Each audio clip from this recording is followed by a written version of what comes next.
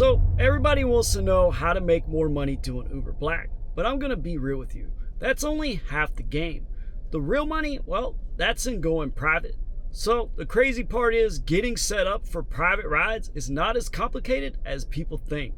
So I'm gonna break down exactly what I had to do to get it here in Jacksonville from zero to fully legal, so you can decide, well, is it worth it for you? So if you saw the last video, you saw me broke down how I did Uber Black, how I qualified, how I set it up here in Jacksonville, the commercial insurance, the right vehicle, the rating, and the trip history.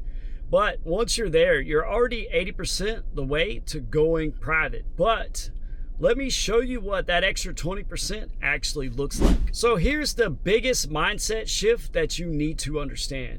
Uber Black, it's still Uber's business. You're just a driver, no matter what tier you do. So private rides, well, that's your own business. You set the price, you control the client, and you keep 100% of the money. So everything I'm about to show you is about turning yourself from a driver into an operator. So let's talk why this actually matters, because it only makes sense if the money makes sense. When you're with Uber Black, you're still dealing with surge inconsistency. You're still dealing with Uber taking a cut, and you still have no control over pricing. But with private clients, well, you could turn one airport ride into a repeat customer, weekly rides, and corporate accounts. So instead of chasing rides, you actually start building relationships. And one good client can be worth more than an entire day on the app. And that's the shift. You stop trading time for trips, and you start building actual income streams. So let me walk you through what I actually had to do here at Jacksonville.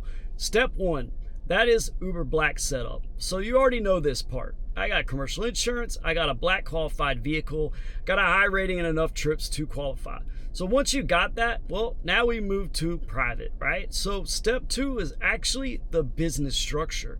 Now here's where a lot of people overcomplicate things. So I already had an LLC, that was for my advertising agency.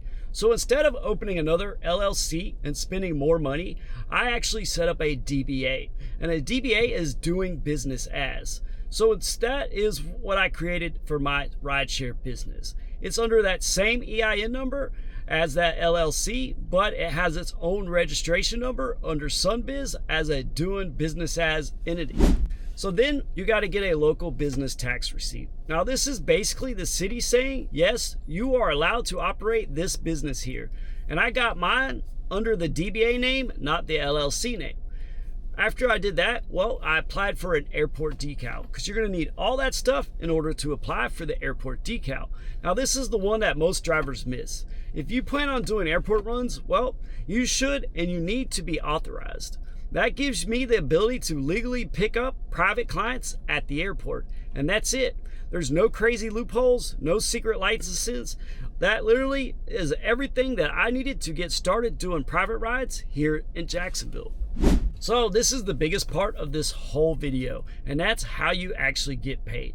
So if you don't know how to do this, well, how can you collect money, and how are you going to run a business if you can't get paid? So none of this matters if you can't actually collect the money. So setting up a business bank account under my LLC and DBA, so everything is clean and separate. Then I set up Square on my phone. That way I can now take tap to pay, credit cards, Apple Pay, and Google Pay. Because people can literally tap their phone or their card on my phone and pay me instantly. And then on top of that, I also accept cash, Zelle, and Venmo. Because you need multiple ways to get paid. Because if a client asks you, how can I pay you, and you don't have an answer, well, you're losing money. So this is the part right here that makes it an actual real business. Now, you're also going to need to set up a website. This is what separates from you just being a driver with a phone number and an actual business owner. So I set up a simple website where people can see my service, book rides, and contact me directly. Because when somebody asks, do you have a card or a website? You need to look like a real business, not just a side hustle. So I'm going to keep it real with you. Just because you set this up doesn't mean clients magically show up. You still got to talk to people. You still got to position yourself professionally, and you still got to actually offer a premium experience. So Uber Black gets you in the door. Private rides, well, that's where you actually build a business. So if you're just doing Uber Black, you're way closer than you already think, as long as you're not renting. But the question is, are you going to stay on the app, or are you actually building something for yourself? So I'm going to break how I get clients down in the next video.